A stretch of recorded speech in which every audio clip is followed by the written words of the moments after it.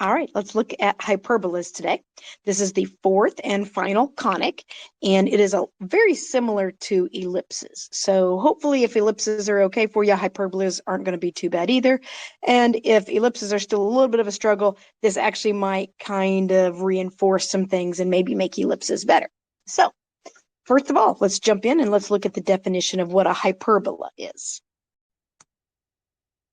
Just like yesterday with the ellipse, the definition was the set of all points whose sum to two specific points was always constant. In a hyperbola, it's the set of all points in a plane whose difference is constant. So the difference of those two measurements will always be the same. And those 2 points that you're measuring those distance to still called the foci, just like they were in the ellipse. Now, so let's look at what I'm talking about. So if you have a point, well, let's first look this right here, these two branches, these are the actual graph of the hyperbola. So if you have some point that falls on the hyperbola and you measure to the two foci, you measure those two distances. And so let's pretend that this measurement is 60 and this measurement is 30. Okay, so the difference of those two is 30.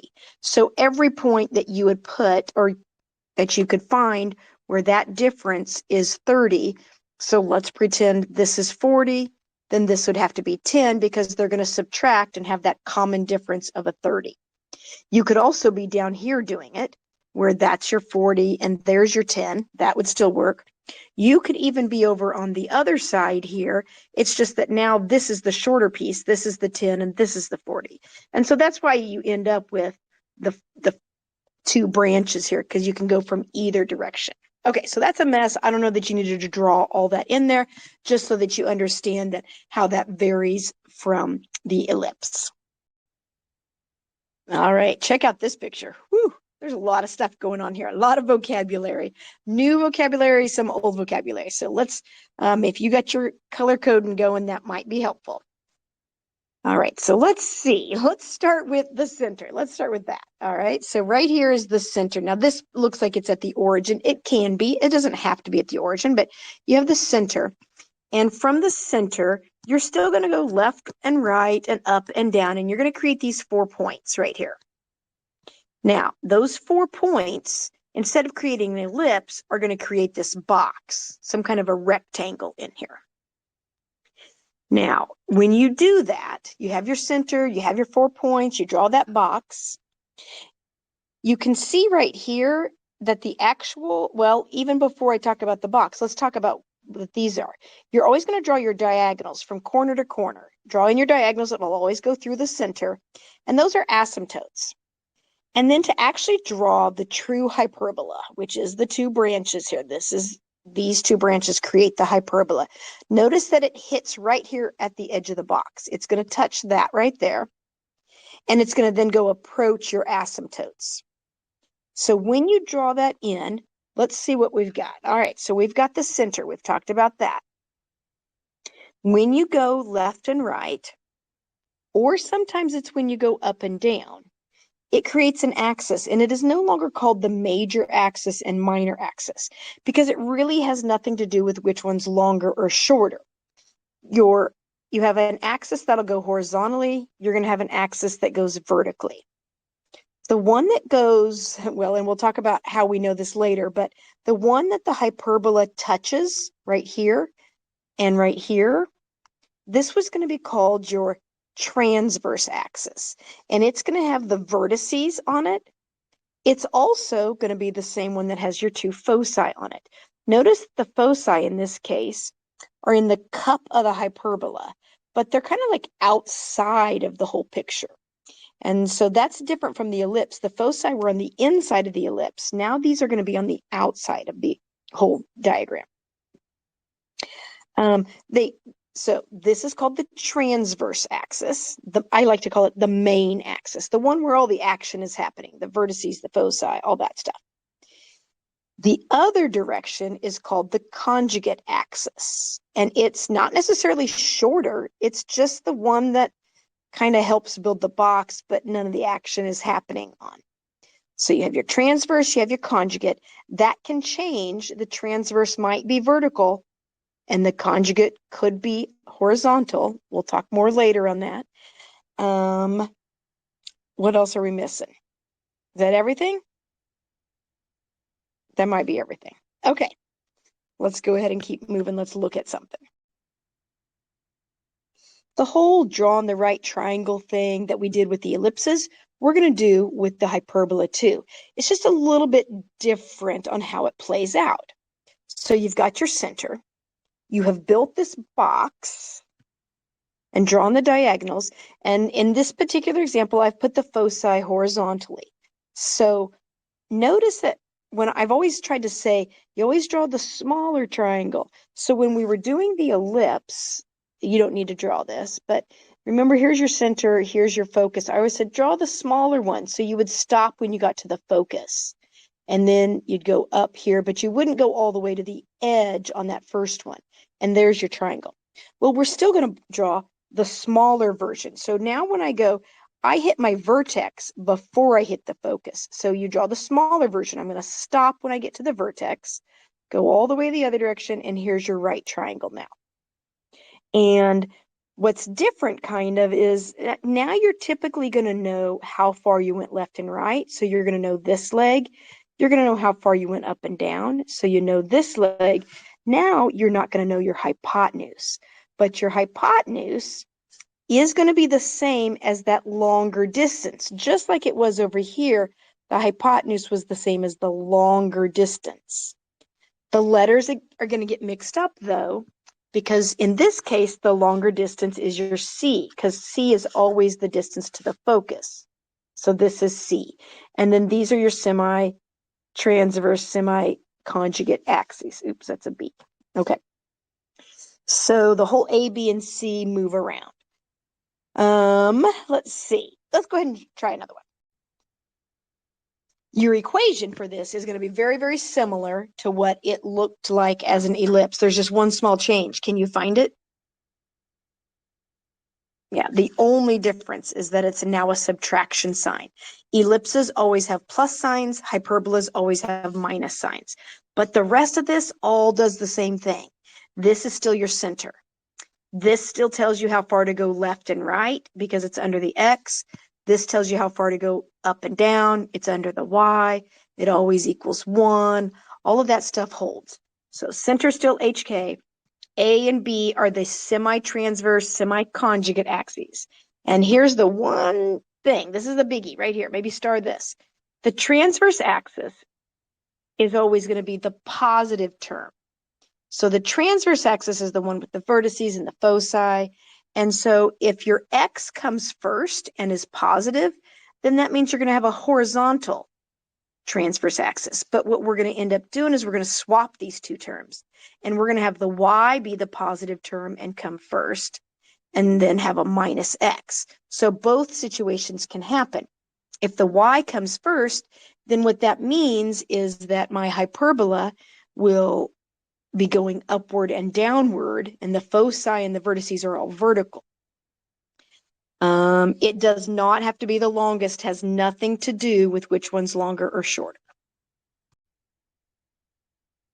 All right, so much of this is similar to the ellipse that I don't have a ton of examples here today. So let's start off with the center.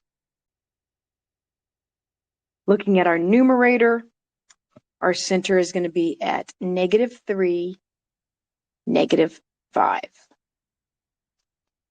Now, you do have to watch out. I gave you a normal one first. I say normal because I let the X come first.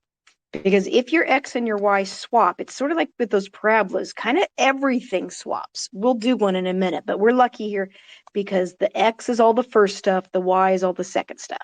So -3, -5 for the center.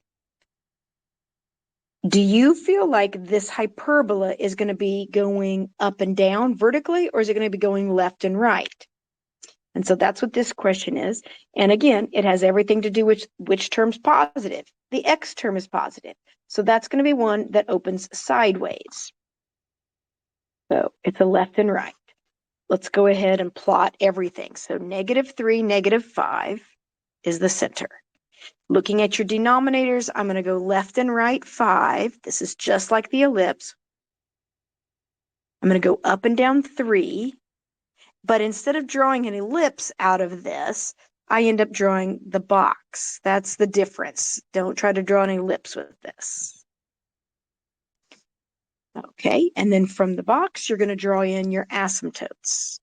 Your asymptotes go from one corner right through the center through the other corner.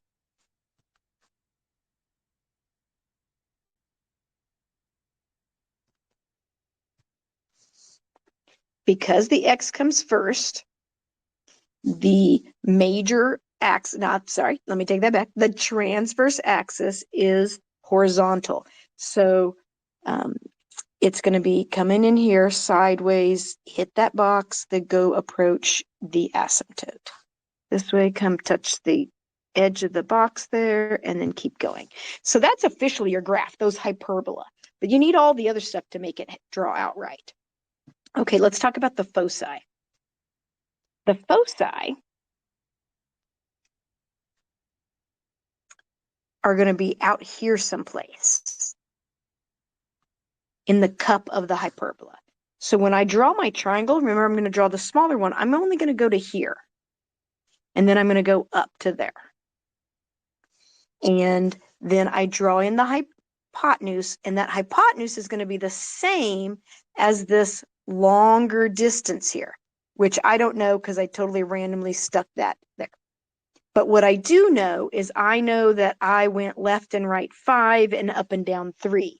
So I'm going to redraw that over here. I went left and right 5, up and down 3. So when you're doing your Pythagorean theorem this time, you're going to know your two legs. And what you're looking for in this case is the hypotenuse. So I'm going to call that x squared. So I've got 9 plus 25. So that's 34. So x is going to be the square root of 34. X is going to be the distance to the focus there that we were searching for. Let's go ahead and write the coordinates of those foci then. So just like with your ellipse, you base this off of the center. The center is at -3, -5. And what's being changed, or to get the foci, is it your x that's going to change or your y? It's your x because you're moving left and right. So they're all still down 5. So that's going to hold. Everything's going to be at -5. But the center starts at -3 and then get to the focus. I'm going to add or subtract that square root of 34 number.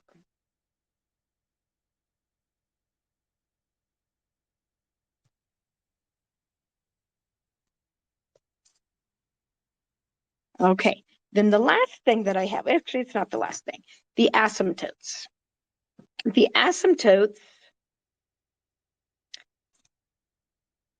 are two lines. So we're going to be writing a linear equation here, but the form that I'm going to use is point slope form. I'm going to write that up here just in case you maybe forgot point slope form. I don't know.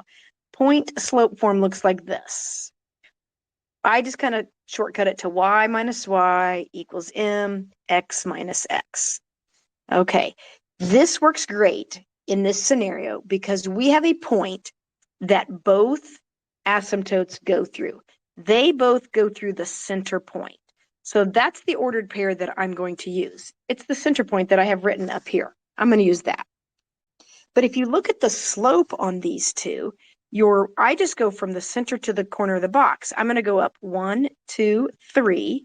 So my rise is 3. My run is 1, 2, 3, 4, 5. Rise 3, run 5. Makes sense. That was the size of the triangle too. So, but the thing is that one tilts off to the right. The slope of the other asymptote is always going to be the same, except that you're going to go left. So really, your slope is 3/5 and -3/5.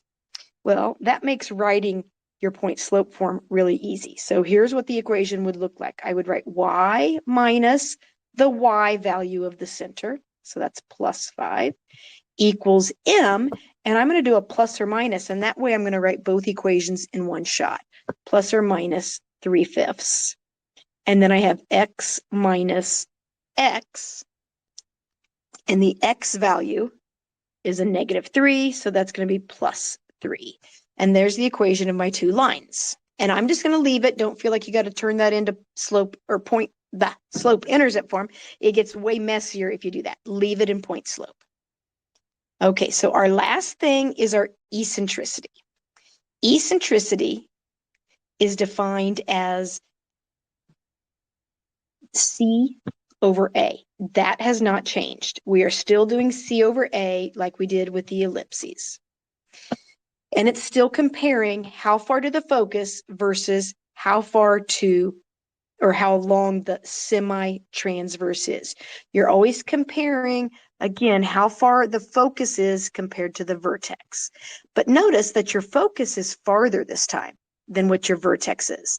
So if your C is going to be longer than your A, your eccentricity on the hyperbola will always be greater than 1. So the C, the distance to the focus in this example, is the square root of 34. The distance just out to the vertex is 5. And I'm just going to leave those as fractions today rather than going decimals. All right, let's try another one. All right, take a look at this equation. And what do you notice different this time? The y's are coming first. If the y's are first, you got to remember that because everything flip-flops on you. When you try to write the center, you're still writing a coordinate x comma y. So you've got to put the -3, +1. You've got to do it in that order. So the center is -3, +1. I'm going to plot -3, +1. There's the center of my hyperbola. Whether it goes left and right or up and down has nothing to do with which one's longer. It has to do with which one is positive. The y's are positive. So this time my hyperbola is going to head up and down. My foci, vertices, everything's vertical in this case. So let's go ahead and plot the points we need for the box. So it looks like I'm going to be going up and down. Again, another place where you have to watch that this is under the y. So that's up and down 7, left and right 4.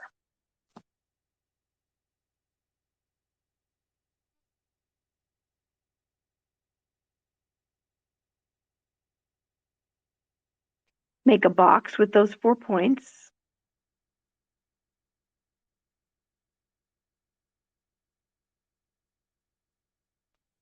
Draw in your asymptotes.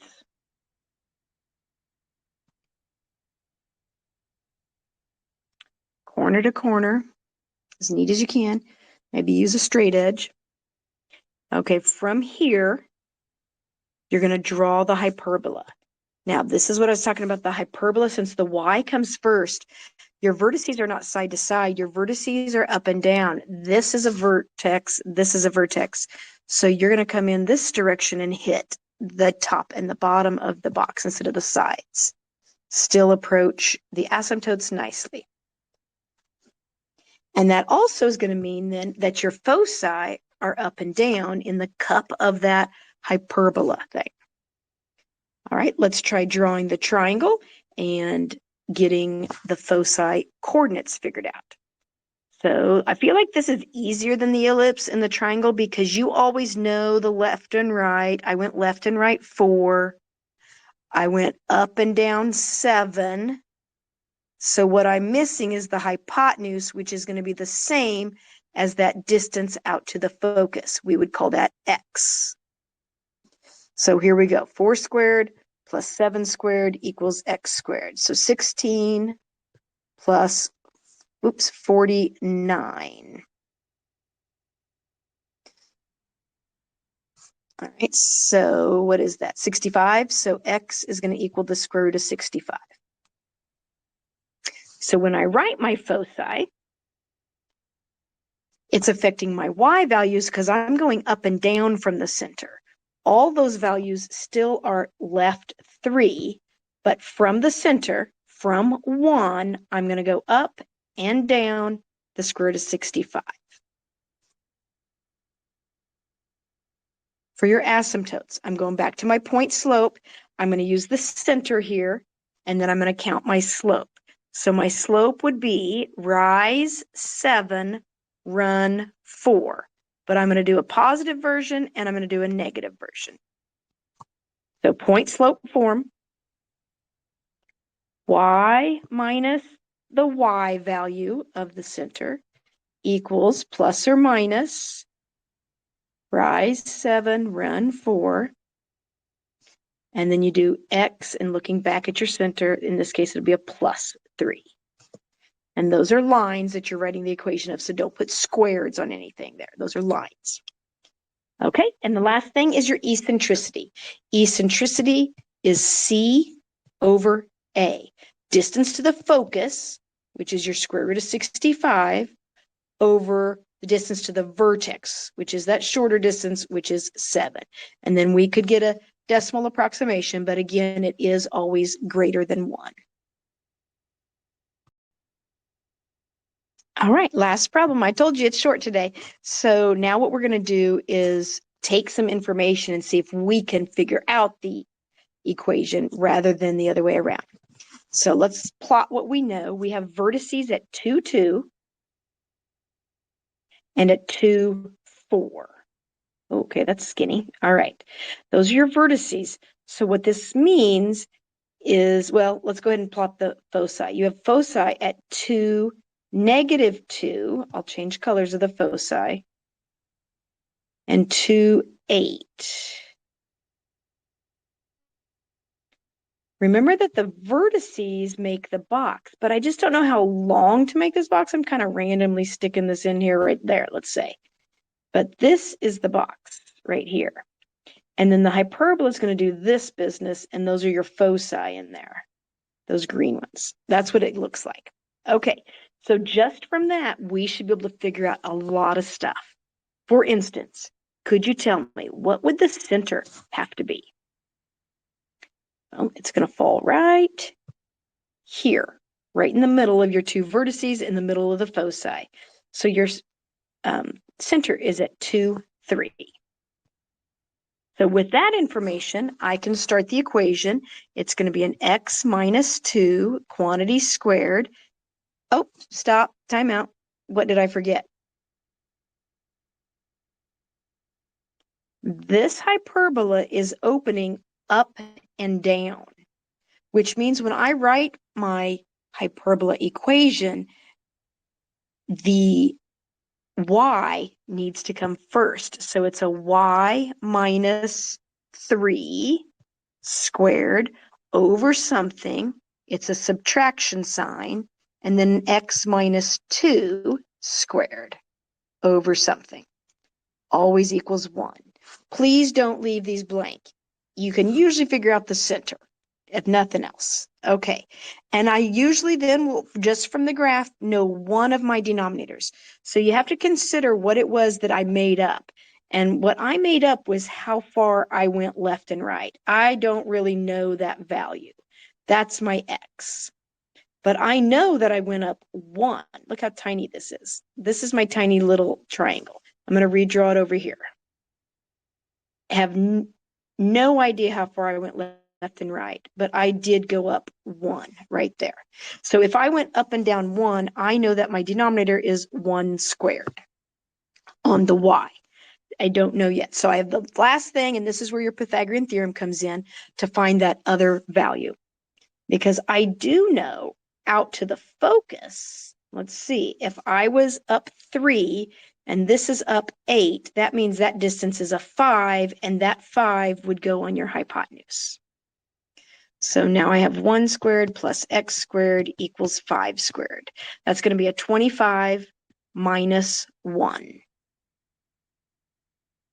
So x is going to be the square root of 24, which means if I'm going left and right the square root of 24, I would put a 24 in my denominator. And I'm done. All right. Go give your homework a shot. Thanks for joining me.